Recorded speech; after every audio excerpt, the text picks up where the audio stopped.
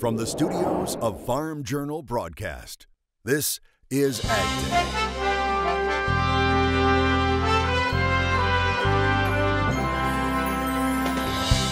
Coming up on AgDay, lots to get to. The U.S. and China talking again about trade, what that could mean for a second round of MFP payments. For too long now, EPA has been a four-letter word out in farm country. Now it is a four-letter word, the Environmental Farmer Protection Agency. The EPA proposes sweeping changes to water regulations. What's in the new farm bill? We finally know. It looks like everything should move through those votes relatively in orderly fashions. We're taking an in-depth look at what it means for you. AgDay, brought to you by the Chevy Silverado, the most dependable, longest-lasting full-size pickups on the road.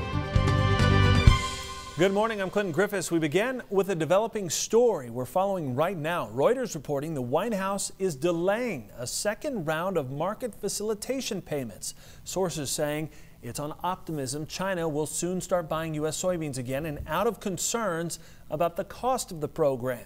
The U.S. Department of Agriculture had authorized up to $12 billion in aid earlier this year for ranchers and farmers hit hard by the trade war. We asked USDA about this. Officials telling us they're still talking with the White House and a second payment is still planned.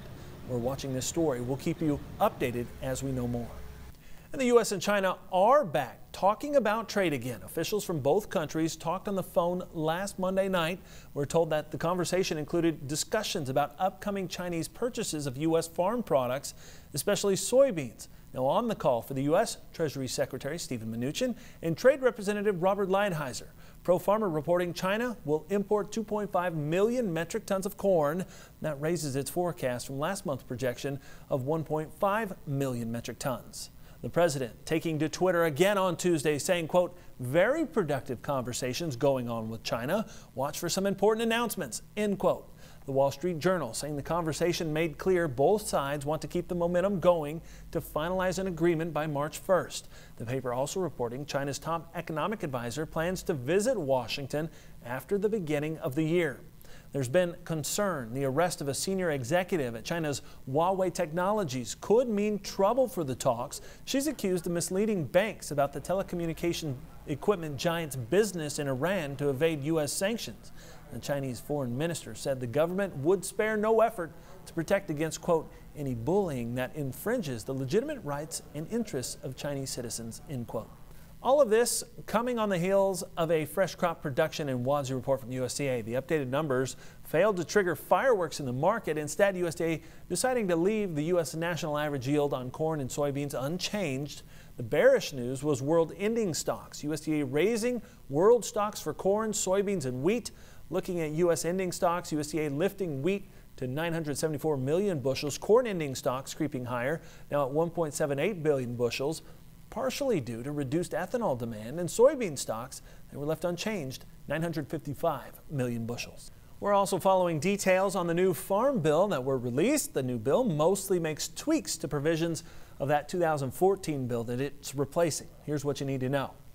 The new bill will provide a nationwide yield update for price loss coverage beginning with the 2020 crop year. There will also be changes to agriculture risk coverage, including increased yield plugs and yield trend adjustments. To that point, there will be a new ARC-PLC election starting next year, and you'll be able to make annual ARC-PLC elections beginning in 2021. Now, loan rates, they'll be increased to more relevant levels, and the dairy safety net for all size dairy producers is improved. Two much talked about issues missing from the Farm Bill: changes to work requirements for some SNAP recipients and forest management reforms. Brian Grady, editor of Pro-Farmer, joins us now. Brian, let's start with details on commodity safety nets. Base acres will not be updated, but you will be able to update yields beginning with the 2020 crop year. So that is one of the changes there. A yield plug will be used for the Ag Risk Program, or ARC, and that's increased to 80%. Trend adjusted yields will also be used there. RMA data will now be the primary source of data as opposed to NASS data. So that is a change there. What about enrollments? Farmers can elect annually between ARC and PLC. That's beginning with the 2021 crop year, so 2021, 22, and 23. All those years is an annual election period. And then finally, there's increased loan rates for most of the program crops. And that's a significant change, and some of those were increased rather significantly from where they were previously. And dairy gets a rewrite as well. It will be renamed. It's more user-friendly for the dairy producer, especially for the small dairy producer. So that are critical changes for both PLC, ARC, and the dairy safety net in the new 2018 Farm Bill. All right, thanks, Brian. Now I spoke one-on-one with the chairman of the House Ag Committee, Republican Congressman Mike Conaway of Texas, about the new Farm Bill on AgriTalk. Conaway saying getting the Farm Bill done is a nice Christmas present for rural America. He talked a little more about changes to the Conservation Reserve Program. We increased the acres there and hope that we put a floor on working grasslands of 2 million acres within that increase to make it happen. On CSP and EQIP, as you recall, the House bill eliminated CSP altogether. The compromise was that we left CSP in place, but we reduced the funding in CSP. We took that funding and increased funding on EQIP, which in my personal opinion is a better use of taxpayer dollars. So when will all this get voted on? The Senate choosing to vote Tuesday evening, passing the Farm Bill easily. The House could vote as soon as today. Ag Secretary Sonny Perdue says if Congress passes the legislation, he will encourage the president to sign it. Stay with us as we continue to keep you updated on this Farm Bill and when it becomes law. Another big announcement. Changes could soon be coming that will clarify EPA's Waters of the U.S. rule. Now, under the plan, the EPA changing which waters fall under the Clean Water Act. Traditional navigable waterways will remain federally regulated, but tributaries, ditches, lakes, ponds, and wetlands will only be federally regulated if they pour into a traditional navigable waterway in a typical year. Ephemeral streams, those that only run in a big rain event, are excluded. The new WOTUS rule specifically excludes groundwater, prior converted cropland, water control features, and fields like cranberry bogs flooded for harvest. It doesn't remove any protections. What it does, it puts the management decisions back where they should be. The people that work the land, that hunt, that own the land, and the communities that we all share our greatest bounty. The president of the American Rivers Environmental Group calls the proposed changes a, quote, Christmas gift to polluters. Farm groups, however, applaud the, quote, common sense changes. EPA will now take public comment on the proposal for 60 days. A big award for U.S. corn growers. A federal judge just approving a settlement of $1.51 billion for the 650,000 corn producers. Farmers say they were financially harmed when China stopped importing U.S. corn for nearly a year at the end of 2013. Syngenta was sued for selling a strain of corn seed called Viptera to farmers starting back in 2011. That was before it was approved for import by China. It resulted in corn farmers being effectively locked out of the Chinese market until the trait won approval in 2014. Yes, the snow can make things difficult on the roads, but it can make for some awesome scenes too, as meteorologist David Harker shows us in today's Crop Comments. David. The snow starting to make for some beautiful scenes in parts of the country, just like this photo shared with us on the AgDay Facebook page by Amber in Good Thunder, Minnesota. It really gives you a sense of just how beautiful nature can be on the farm this time of the year. I love seeing this photo and continue to share those photos on the AgDay Facebook page as well. Let's take a look at the wind speed forecast map. What you'll find, low pressure system making its way through the Great Lakes, meaning more snow for southern Wisconsin, Illinois, as well as into Indiana. The next big system moving through the deep south and the Red Hills will provide not only wind, but the rain showers too. We're going to watch this very carefully into the next few days. I'll have you look at your forecast coming up, but first, here are some hometown temps. Plan for the unexpected with weather forecast updates. Local forecasts are delivered right to your cell phone each morning, making planning a little bit easier. Just text Weather 6 to 31313 to get started. Still ahead, we talk corn at the Agribusiness Desk and what we're seeing when it comes to price trends and market potential in 2019. And later, 4-H students doing a little holiday cooking, all for a good cause. Ag Day, brought to you by Corvus Corn Herbicide from Bayer. Get an early season win against weeds with Corvus for end of season rewards. In agribusiness, soybeans rose on Tuesday. on word that more trade talks are going on with China, but there's still no confirmed buys. Here's more from the CME. As far as things to come, we're really watching the trade situation with China very closely. We are expecting to see some sales to China coming here soon. We haven't seen that yet. We're getting anxious, we're getting nervous, and we know we need to see a really big number, and we're speculating on what that number might be. So the trade's going to be following that very closely here for the next couple of weeks. We'll see what the U.S. or we'll see what China comes in and decides to buy from soybeans, but it needs, in my opinion, it needs to be well above 10 million metric tons to get us excited about anything. For the most part, we've had a mixed trading session with cattle wanting to go higher, hogs wanting to go lower. Cattle being led higher by the feeder cattle at points well over $2 higher here, really kind of rolling to the upside. Cash cattle are trading at a significant discount to futures, so we're very much limited by that at the moment. If we're going to see hogs continue to go higher, we're going to need to see that cash trade higher as well. Garrett Toy, Ag Trader Talk, our guest here at the Agribusiness Desk today. Garrett, thanks for joining us. Let's talk about corn, because it seems like the corn crop's just gotten lost in all of this soybean trade discussions about China and exports. Where do we stand with corn markets, corn prices, carryovers? Where are we? For the most part, we're still in the middle of the range. Maybe that's perhaps why no one's talking about corn. But we did have an opportunity. You know, you look at July corn, you look at May corn. Those are your two time periods when you typically see your highest cash prices of the marketing year. We didn't get much for fills, but $3.90 to $4. We don't tend to spend much time above $4 in July corn over the last 5 years. In fact, there's only one other year where we have. So there's some opportunities there. The spreads are narrowing because of order flow to some extent. Because last time we had $4 in July corn, we were at $4.06 on Dees, and now we're only, or excuse me, $3.90 on the front end. We're only at $4.02 on Dees 19 now. So you know, you're not getting as much opportunity, which is interesting considering the talk of 93, 94, 95 million acres next year. You know, that we're not able to take out those highs as the front end's approaching them. So yeah. So as you start to prepare for 2019, you know, there's a lot of other factors that are going into this whole corn market. Some of that being ethanol margins, some of it being planted acres, as you mentioned. What are the biggest things you're watching? I'm really concerned about ethanol margins right now. You know, fourth quarter is typically when ethanol plants have the best opportunity to lock in their best margins of the year, and they can coast throughout the course of the year. So you know, perhaps the trade deal, you know, there have been rumblings of ethanol being involved in it. Right. Nothing has been realized anywhere. But you know, if you're starting to see really decent basis values out of ethanol plants. You haven't really seen the cut down in the run rates because it's really difficult to shut down an ethanol plant in the middle of December. Right.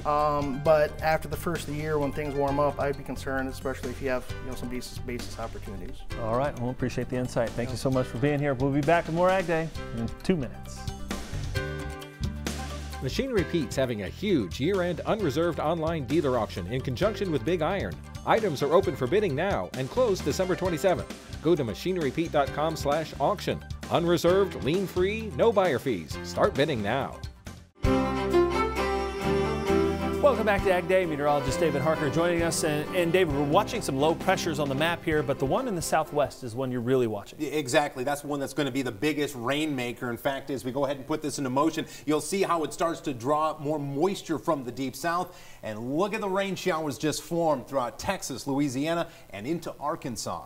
And by the way, the low pressure system up in the Great Lakes will be the one that provides snow showers to Wisconsin, Illinois, and Indiana. We'll talk about the snow amounts in just a moment. But this low pressure system in the deep south is going to be deepening, which means a lot of moisture for the coastal regions along the Gulf Coast. And look at how that rain extends to the north as a warm front tries to make its way in. Secondary low to the north in Canada with the dissipating cold front means really nothing as we transition to the second half of our week. High pressure system building in the Rockies will keep things dry, at least for the time being, with the next system pushing onshore as we look late in the week. So let's take a look at precipitation estimates as we move about our day. You'll find that the rain showers, or what looks to be rain in the north, is more or less just precipitable snowfall. We'll talk about that in a moment, but you notice the heavier amounts of rain showers through the rest of the day, well over 1 to 2 inches of rainfall down deep south in Arkansas as well as Louisiana. Now, when we talk snowfall totals, there's where we factor in the coating may be up to an inch or two in northwestern Indiana, as throughout the entire state of Wisconsin. Notice that pink area stretching into Green Bay. That's at least 2 inches, while the heavier amounts are going to be in the higher elevations of the Rockies up in the north and the western portions of the country. Let's take a look at the big jet stream, and what you'll find is that deep low pressure system as a result of a cutoff low, and what that does is it draws all that moisture and pushes it all eastward, so more moisture where it doesn't need to happen in Virginia as well as North Carolina. And if you remember, just recently we were seeing snow and heavy snow in those same regions. This time around it'll be rain. Another deepening low pressure system dipping out of Canada for the Great Lakes. This will provide even colder temperatures as we look during the second half of the week coming up next week. And then we see a lull in the activity, more or less a big ridge building in place in the west as well as the northern plain states. So all in all, it may very well be okay by the time next week at this time rolls around. So let's go ahead and talk about our temperatures through the rest of this afternoon. We find the warmth still down to the south, 40s, 50s, and 60s, even 70s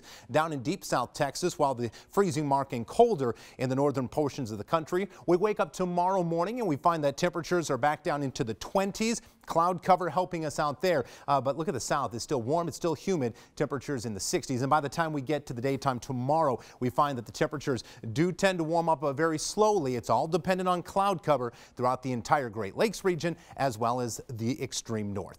Now let's take a look at conditions close to you as we take a look at the forecast for Cedar City, Utah. Remaining clear with a high temperature of 43 degrees. We move up into Wisconsin, Abbotsford, Wisconsin to be exact. Freezing rain early, 30, and Dothan, Alabama, my friends down there in Alabama, a high of 58. Up next, we'll take you to mint harvest time in California and get a pencil and paper ready. We have a recall involving some popular sausage to tell you about. That's coming up.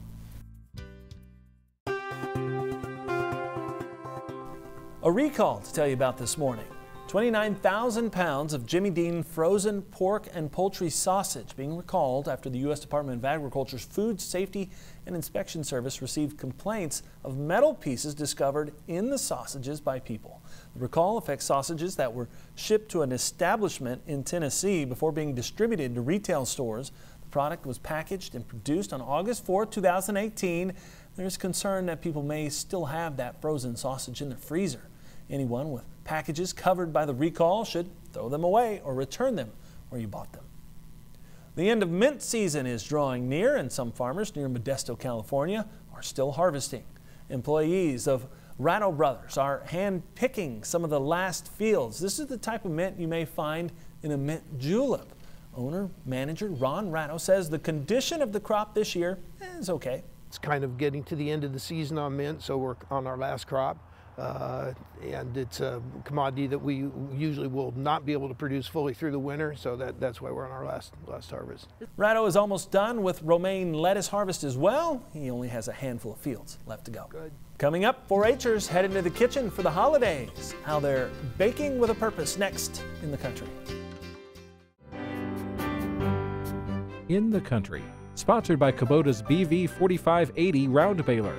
Learn more at Kubota.com or visit your local Kubota dealer today. Right now is a great time to share the holiday spirit around the dinner table. University of Tennessee Extension teaching cooking classes year-round, including seasonal recipes for Christmas, and that's for some 4-H youth. Charles Denny shows us some tasty holiday dishes you can try. If SC is coming to town, he might be hungry, and these kids can cook for him. They're part of Adventures in the Kitchen, a 4-H program in Robertson County where 9-year-old Lily Thomas is picking up some mad culinary skills. For the record, there are 2 Lilies in the class, along with several other talented young chefs. Well, you get to get your hands dirty. In a good way. Yeah. And sometimes we get even more pleasure out of giving. 4-H agent Kathy Finley teaches the kids how to make a bowl full of jelly, a delicious seasonal jam, strawberries and cranberries the main ingredients. The kids get a small jar to take home or to give to someone else.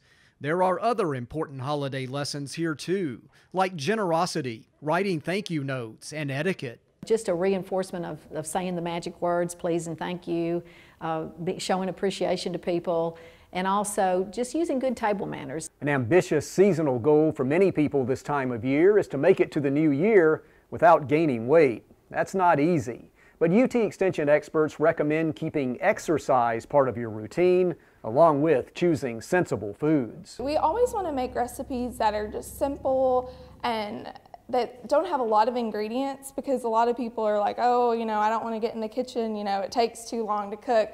But we like to show people that, you know, 30 minutes you can whip up a meal. From kitchen to stove to stomach, holiday foods that are easy and tasty and in just a short time. This is Charles Denny reporting. And that's all the time we have this morning. We're sure glad you tuned in. It's been part of your day with us. From all of us here at AgDay, I'm Clinton Griffiths. Have a great day.